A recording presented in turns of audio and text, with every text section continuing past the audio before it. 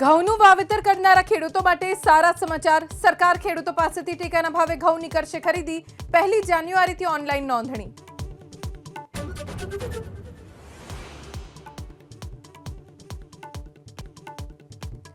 આણંદના પેટલાદમાં અસામાજિક તત્વો બેફામ। વિષ્ણોલી ગામમાં ઝાડ કાપવા બાબતે કાર ચડાવી દેતા ઈશ્વરભાઈ ઠાકોર નામના વ્યક્તિનું મોત, 2 લોકો ઈજાગ્રસ્ત।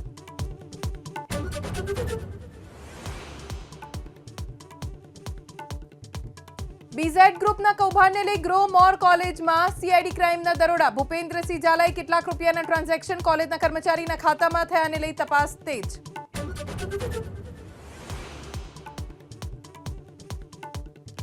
અમદાવાદ મનપાની સેન્ટ્રલ ઓફિસનો છબરડો। મૃત કર્મીને કર્યો ટ્રેનિંગ માટે ઓર્ડર। પરિજનોએ મૃતકનો દાખલો જમા ન કરાવ્યો હોવાથી ઘટના બની હોવાનું અનુમાન।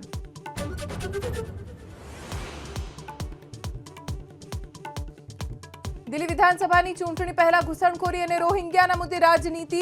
એમસીડીમાં ભાજપ કાઉન્સિલર્સે મચાવ્યો હંગામો।